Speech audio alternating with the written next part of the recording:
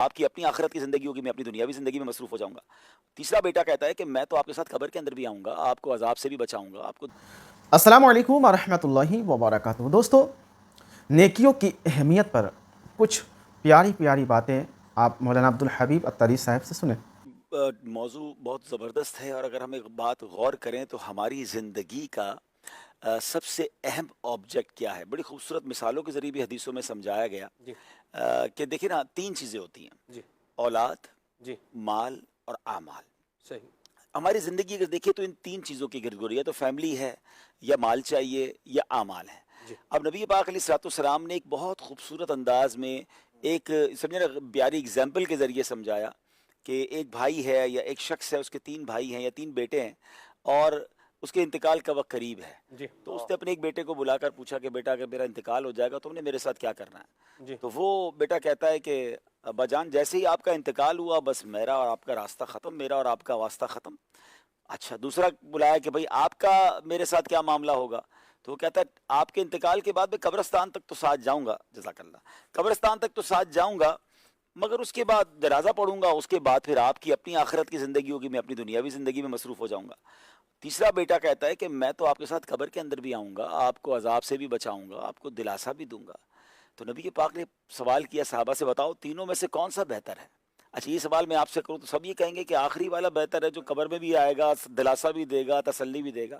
تو سرکار دو عالم علیہ الصلوۃ والسلام نے پھر اس کو خوبصورت انداز میں سمجھایا کہ پہلے بیٹے یا پہلے بھائی کی مثال خلاصہ عرض کر رہا ہوں، وہ تمہارا مال ہے، جیسے ہی آنکھیں بند ہوں گی تمہارا مال تم سے جدا ہو جائے گا۔ اللہ اور اگر اس کو تھوڑا سا ہم اپنی زندگی میں بھی دیکھیں نا، کہ شاید ہم میں سے ہر کوئی ایسا ہوگا کہ روزانہ نہیں تو مہینے کے بعد، 15 دن کے بعد اپنے مال، اپنے پیسے کو یا تو گنتا ہے یا چیک کرتا ہے، کتنا ہو گیا، ابھی کتنا باقی ہے، کتنا دینا ہے، کتنا لینا ہے، اتنا دماغوں میں بسا ہوا ہے۔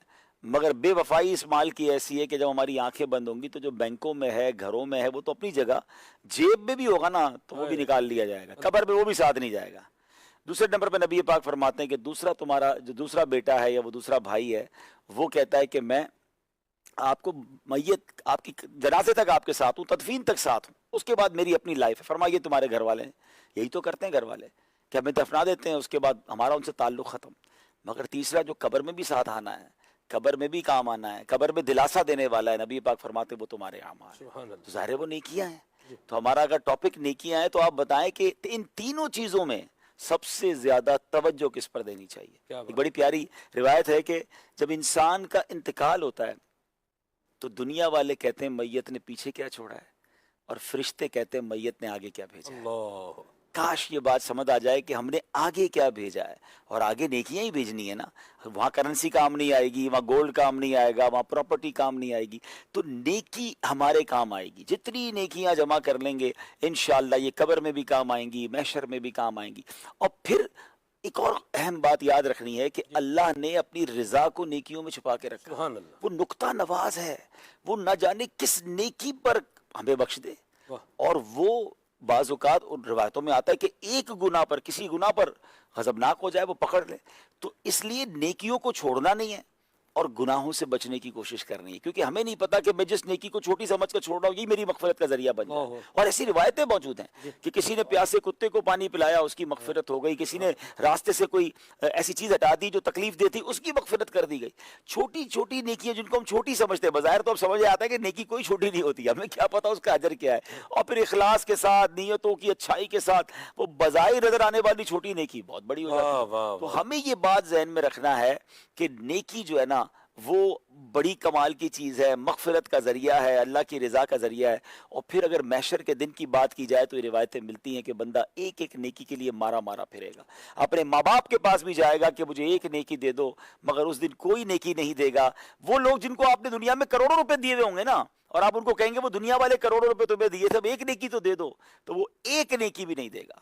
نہ کوئی آپ کے اور میرے ذمے کا گناہ اپنے ذمے لے گا، کیونکہ اس وقت ہر کسی کو اپنی پڑی ہوگی۔ اور ایسا بھی ہوگا کہ کوئی شخص ایک نیکی کی وجہ سے رہ جائے گا۔ اللہ میں سلمان بھائی جب یہ بیان کرتے ہیں یا سنتے ہیں تو خیال آتا ہے کہ اس بندے کو قیامت کے دن کتنی حسرت ہوگی کہ کاش میں 2 رکعت نفل زیادہ پڑھ لیتا، اللہ کاش میں ایک درود پاک اور پڑھ لیتا، یا میں 1 2 4 6 گناہ کم کر لیتا، اے تاکہ میرے نامہ اعمال نیکیوں کا پلہ جو ہے نا وہ بھاری ہو جائے. لیکن اس وقت کچھ بھی نہیں ہو سکے گا. جب تک سانسیں ہیں، جب تک میں اور آپ دنیا میں ہیں، جتنا نیکیاں کرنی ہے کر لیں. مولا علی کا فرمان ہے نا کہ آج عمل کا دن ہے، کل جزا کا دن ہوگا. Today is the time of action and tomorrow is the time of accountability. بعد میں نیکی نہیں، عمل نہیں ہو سکے گا، حساب بعد میں ہوگا، ابھی عمل ہوگا. کاش میں اور آپ ان دنیا میں رہتے ہوئے یہ ذہن بنا لیں. ابھی آپ نے انٹرو میں ایک بات کہی، میں سوچ رہا تھا اللہ کرے ایسے سارے ہو جائیں کہ کچھ لوگ ہوتے ہیں کہ جن کا ذہن ہوتا ہے کہ کوئی نیکی چھوٹنی نہیں چاہیے، یہ بھی کر لوں وہ بھی کر لوں، نیکی میں حصہ مل جائے. لیکن اللہ کرے ایسے بن جائیں. اب تو نیکیوں کی طرف رغبت ہی ختم ہوتی جا رہی ہے، اور نیکیوں کی اہمیت بھی لوگوں کے دلوں سے اترتی جا رہی ہے کہ ٹھیک ہے یار نہیں کر رہے نیکیاں. حالانکہ اتنی آسانیاں ہو گئی ہیں نیکیاں کرنے میں. سلمان بھائی شاید پہلے کے زمانے میں جو نیکیاں مہینوں میں لوگ کر سکتے تھے نا، آج منٹوں میں کر سکتے ہیں. میں اس کی مثالیں دوں گا، لیکن پھر بھی نیکی کرنے کا دل نہیں چاہتا، پھر بھی کھڑے ہو کے وہ نیکی نہیں کر رہے ہوتے. اللہ کرے ہم کرنے میں کامیاب ہو جائیں. کون سی نیکیاں ہیں سب جو پہلے مہینوں میں ہوتی تھیں اور ابھی وہ جو ہے وہ چند گھنٹوں میں ان کو کیا جا سکتا؟ ایسی تو بہت ساری ہو سکتی ہیں، لیکن اگر آپ مجھے جو یاد آئی یہ جملہ کہتے ہوئے کہ صحابہ کرام علیہم الرضوان یا ہمارے بزرگان دین کو جب یہ پتہ چلتا تھا کہ فلاں بزرگ کے پاس ایک حدیث ہے، تو وہ ایک ملک سے دوسرے ملک کا مہینوں کا سفر کر کے جا کر وہ حدیث سنا کرتے تھے. اچھا پھر اس زمانے میں لوگ سفر کر کے علماء کرام کے پاس جا کر قلم دوات لے کر بیٹھ کر علم دین سیکھا کرتے تھے. پھر اس کے بعد اگر آپ اچھا اس کے ساتھ ساتھ ایک تو وقت بچ گیا ہے، دوسرا سرمایہ بھی بچ گیا ہے. پہلے نیکی کرنے کے لیے زیادہ خرچ کرنا پڑتا تھا. جس زمانے میں آپ لوگوں نے درس نظامی کیا ہوگا، انٹرنیٹ گیجٹس تو نہیں تھے، آپ نے تقریباً کتابیں خریدی ہوں گی، آپ نے تقریباً پیسے جوڑ جوڑ کے کتابیں خرید کر تعلیم حاصل کی ہوگی.